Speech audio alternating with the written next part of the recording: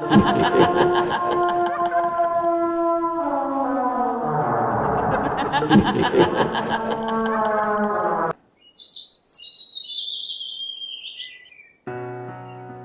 समय पहले की बात है। राधेपुर नामक एक गांव था। गांव में सभी लोग एक साथ मिलजुल कर रहते थे। जब भी कोई त्योहार आता था तो सभी लोग एक साथ मिलकर मनाते थे। सभी एक परिवार की तरह रहते थे। हर जरूरत के समय एक दूसरे की मदद किया करते थे। सरपंच साहब, अपना गांव कितना खुशनसीब है। सभी लोग कितना मिलजुल कर रहते हैं। हम लोग बहुत खुश हैं। हाँ भैया, ये तो बात सही है कि अपना गांव और गांव के लोग बहुत खुशनसीब है। बस भगवान से दुआ है कि किसी की नजर न लगे हमारे लोगों और गांव पर। राधेपुर गांव के नजदीक एक जंगल था। उसी जंगल में एक इच्छाधारी नागिन एक मंदिर में निवास करती थी। गांव वाले अक्सर वहां पूजा करने जाते थे और जब भी कोई मुसीबत आती थी तब वे सब इच्छाधारी नागिन को याद करते थे। उसी गांव के नजदीक एक चुड़ैल रहती थी। वह चुड़ैल बहुत ही भयानक, काला जादू वाली और खतरनाक थी। वह अक्सर अपना रूप बदलकर अलग अलग गांव में जाकर खिलौने बेचती थी और बच्चों को गायब कर देती थी। हाँ बच्चों, प्यारे प्यारे खिलौने ले लो। कार, बस, जेसीबी, मोटरसाइकिल, बहुत सुंदर खिलौने हैं। खिलौने को देखकर एक बच्चा कहता है, मम्मी मम्मी, मुझे खिलौने चाहिए। मुझे वो कार दिला दो। मम्मी, दिला दो मुझे। बच्चे खिलौने के लिए जिद करने लगता। तब माँ बोलती है, नहीं बेटे, अनजान लोगों से खिलौने नहीं लेते। लेकिन बच्चे के जिद के आगे माँ बेबस हो जाती है और कार ले लेती है। फिर पड़ोस के कुछ बच्चे भी खिलौने ले लेते हैं। कोई मोटरसाइकिल, कोई कार, कोई बस। खिलौने बेचने के बाद चुड़ैल वापस अपने घर लौट जाती है।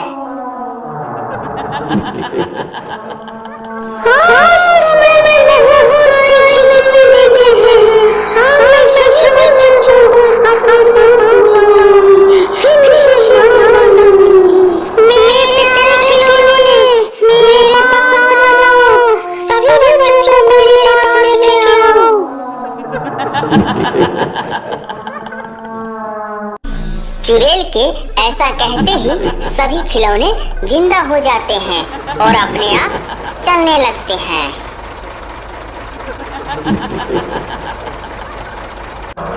चुड़ैल अपनी जादुई शक्ति से बच्चों को अपने वश में कर लेती है और जिन जिन बच्चों ने वह खिलौने खरीदे थे, खिलौने के साथ वो भी चलने लगते हैं।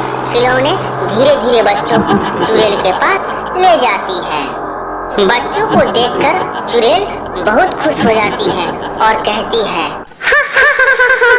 आज मैं बहुत खुश हूँ। आज एक साथ पहली बार बहुत सारे बच्चे आए हैं। फिर कुछ समय बाद चुड़ैल बच्चों को अपने तहखाने में रख लेती है। फिर कुछ समय बाद बच्चों को होश आता है और सभी बच्चे बहुत डर जाते हैं और रोने लगते हैं। बच्चों को रोता हुआ देख चुड़ैल बहुत खुश हो जाती है। वो बच्चों को डराकर फिर से रुलाती है। तुम लोग में से कोई भी हासिल कर नहीं जा सकती। अब तुम लोग मेरा बंधन हो। अब तुम लोगों को मैं खा जाऊंगी। इधर गांव वाले बहुत परेशान रहते हैं। किसी को कुछ समझ में नहीं आता है कि बच्चे अचानक से कहाँ चले गए।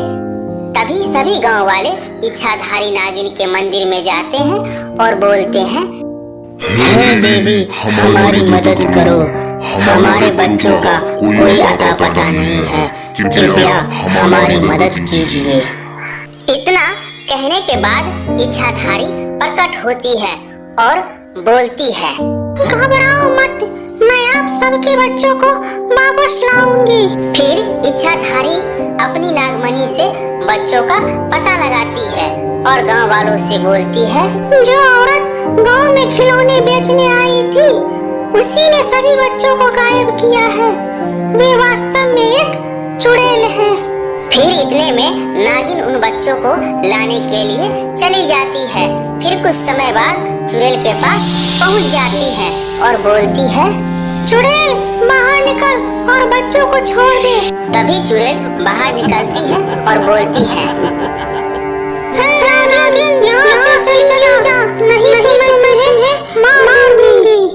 फिर इसके बाद दोनों के बीच एक खतरनाक लड़ाई होने लगती है।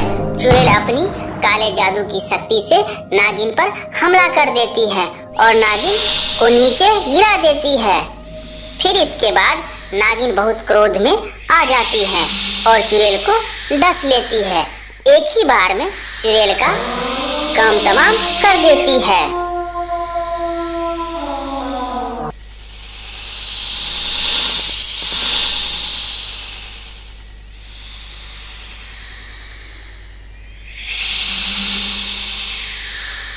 फिर बच्चों को छुड़ाकर गांव वाले के पास ले जाते हैं। फिर गांव वाले अपने बच्चों को देखकर बहुत खुश हो जाते हैं और कहते हैं, बहुत बहुत धन्यवाद देवी आपका, आपने आज हमारे बच्चों की जान बचा ली। फिर कुछ समय बाद इच्छाधारी नागिन मंदिर में वापस चली जाती है।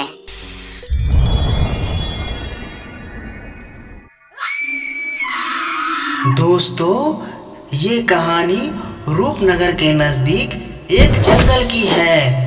इस जंगल में एक बहुत ही वीरान और बहुत ही पुराना गुफा है। इसी गुफा में एक बहुत ही भयानक, बहुत ही शक्तिशाली चुड़ैल वास करती है।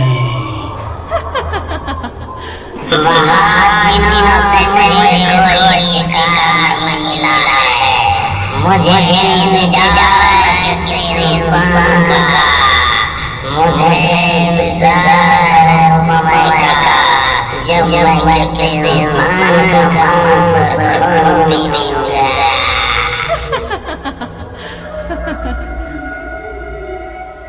एक दिन एक मुसाफिर उस रास्ते से गुजर रहा था। हे भगवान, ये कैसी आवाज है? ये जंगल बहुत ही घना लग रहा है। आज तो बहुत डर लग रहा है। मेरी मति मारी गई थी जो इस जंगल के रास्ते में गड़ जा रहा हूँ।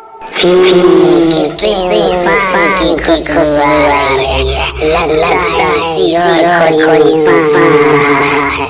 जाकर देखता कौन है। हाथ खाने में मांस और खून से मिलेगा। है शान, तुम मेरा भोजन के लिए तैयार हो जा। तुझे तेरी मौत मेरे पास बुलाया है। हे चुड़ैल, मुझे छोड़ दो, मुझे जाने दो। मैंने तेरा क्या बिगाड़ा है? एक दिन की बात है, कुछ लोग जंगल वाले खंडहर को घूमने आए थे।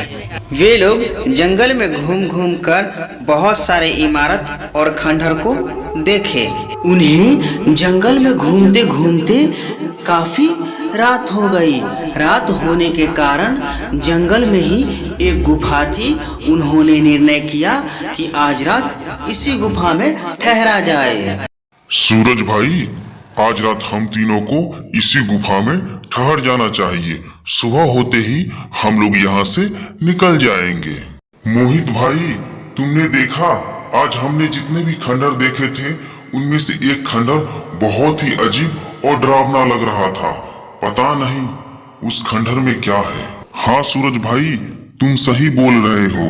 वो खंडहर थोड़ा अजीब लग रहा था। हमें तो भूत चुड़ैल का उस पे साया लग रहा है। सही कह रहे हो। हम लोगों को रात में गुफा से बाहर नहीं निकलना चाहिए। अब हम लोगों को सोना चाहिए। सुबह होते ही हम लोग इस जंगल से बाहर निकल जाएंगे।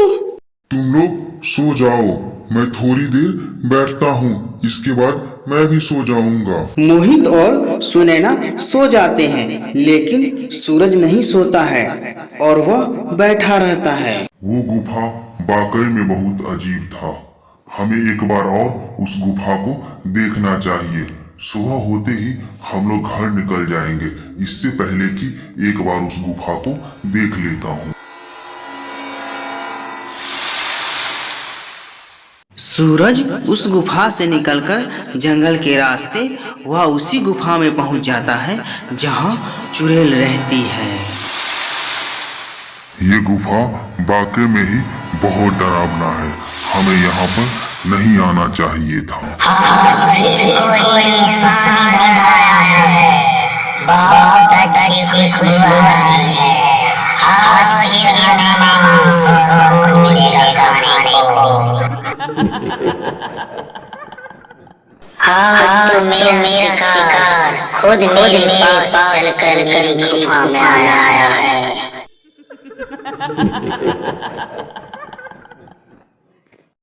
इंसान, तुम भाग कर जाओगे कहाँ? मरने के लिए तैयार हो जा, तेरी मौत ने तुझे मेरे पास भेजा है।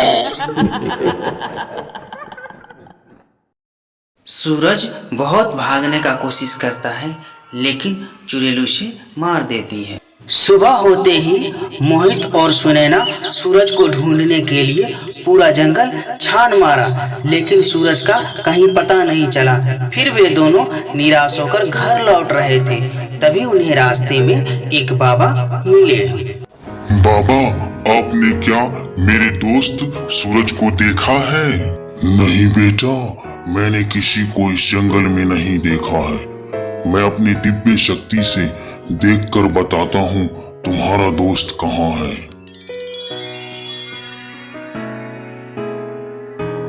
बेटा, बहुत दुख की बात है, तुम्हारे दोस्त सूरज को एक चुड़ैल ने मार डाला है। बाबा, मैं कुछ समझ नहीं पा रहा हूँ, मेरे दोस्त को चुड़ैल ने कैसे मार डाला?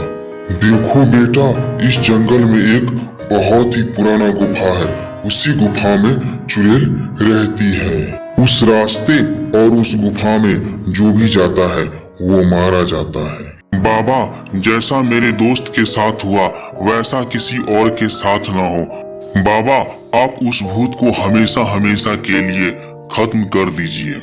हाँ बेटा, तुम सही कह रहे हो। अब वो वक्त आ गया है कि उस भूत को हमेशा हमेशा के लिए समाप्त कर दिया जाए।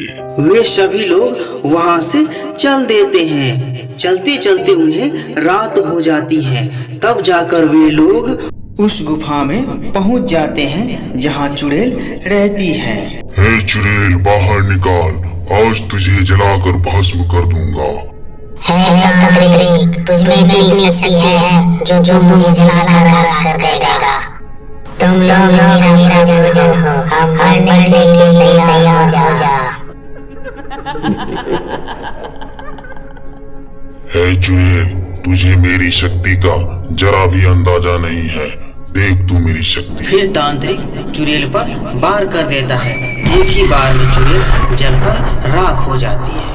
तांत्रिक बाबा अपने रास्ते चले जाते हैं, मोहित और सुनैना अपने अपने घर चले जाते हैं।